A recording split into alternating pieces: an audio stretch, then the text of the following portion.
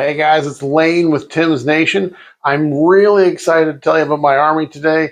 It's an army that has been it's been additions in the making. It's the dream of every Space Marine player to run an all dreadnought army at some point.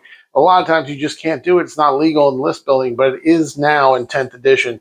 So we're going to go through the list here in a minute. This is actually not Death Watch.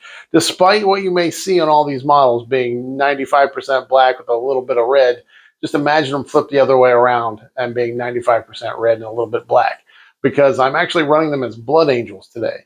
The reason I'm doing that is because the Death Watch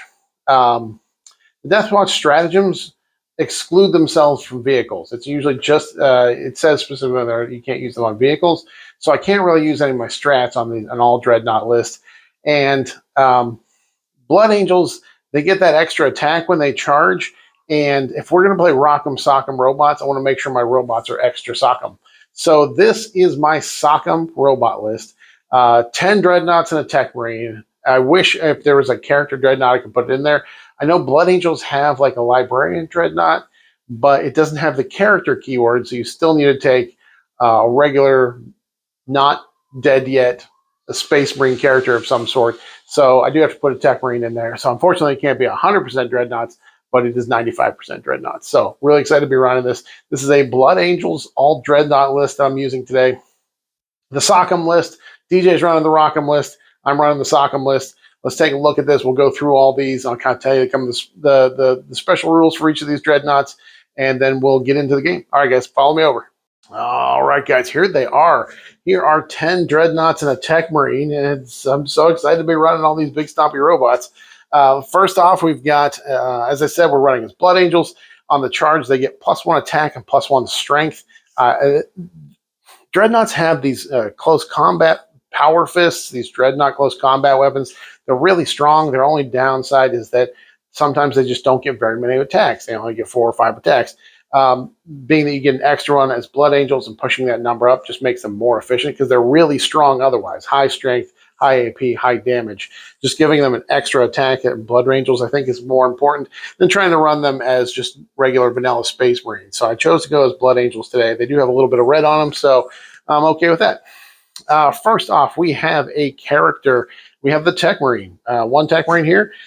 His special abilities are obviously he can repair a dreadnought that's been damaged. It's kind of weird in this edition where he picks one model and he repairs that model for D3 and gives that model +1 to hit. So he can't give +1 to hit to one dread and then repair another one. It's just the same model in the command phase. Also, he's got his little area special rule, Vengeance of the Omnissiah.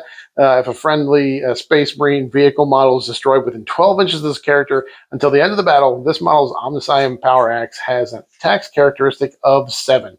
This is hilarious. I will probably give him, I think I have the points. Sorry, I haven't figured it out on my list yet. I think I have the points to give him some kind of enhancement. This makes him even more choppy in combat. Adding that to this Vengeance of the Omnissiah will be a lot of fun. And of course, as long as he's within 3 inches of a vehicle, he will always have a lone operative ability. Next in our dreadnoughts, we've got 2 of the Invictor tactical war suits.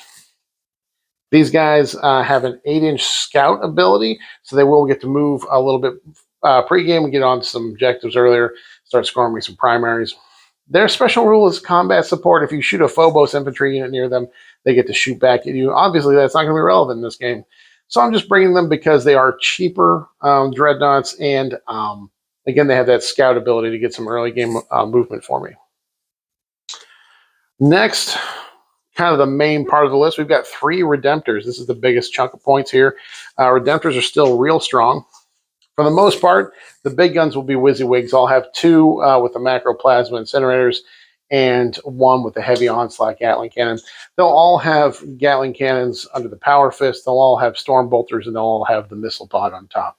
But yeah, their special ability to reduce damage by 1 still really big, especially in this edition where they now have a 2-up armor save, and they're even more difficult to injure with anti-infantry weapons because they're just so durable. That reducing damage 1 is just a big buff to their durability. Speaking of durability, we've got 2 Contemptor dreadnoughts. Now remember, the relic Contemptors are gone, but the regular Contemptors are still here. The only options you have are either multi-meltas, or an assault cannon. That's it. Their special rule is hilarious. When they die, you roll a d6 on 2 up, he stands back up. Obviously, they can only do this once, and they come back with d6 wounds remaining. That makes them kind of interesting for a variety of reasons, not the least of which they could be good screening units. If you have an enemy's close combat unit is going to charge you, you can put these guys out in front. They can take the hit and then get back up and hit back. So an interesting little tech piece. I'll see how I use them today. Hopefully they come into play with that special ability. And then we've got 2 of the ballistic dreadnoughts. These are the new dreadnoughts, the shooty dreadnoughts. Their special ability is each time they target a unit that is not below half strength, you can reroll the hit roll, so it just makes their hits extra good. They do have a 2-shot las cannon and then a 2-shot either crack or frag missile launcher, so they shoot pretty well with pretty good strength weapons there. And finally, we have the Brutalis dreadnought. I've only got one of these guys. He's got the claws, so he's extra fighty. He can strike or sweep.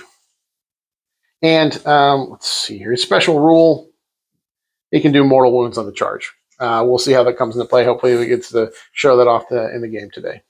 All right, guys. All dreadnoughts today. All dreadnoughts in a tech marine. But all dreadnoughts today, and we are the Sock'em army. We're going to face off against the Rockies army here in a minute. Really excited to try these guys out. Hopefully it works. I mean, they're all strong individually. I don't know if having a list with no infantry of any kind is going to be a detriment to me. We'll see how it works out, see how it plays in the game. But follow me over to the battle report and see how these guys do today.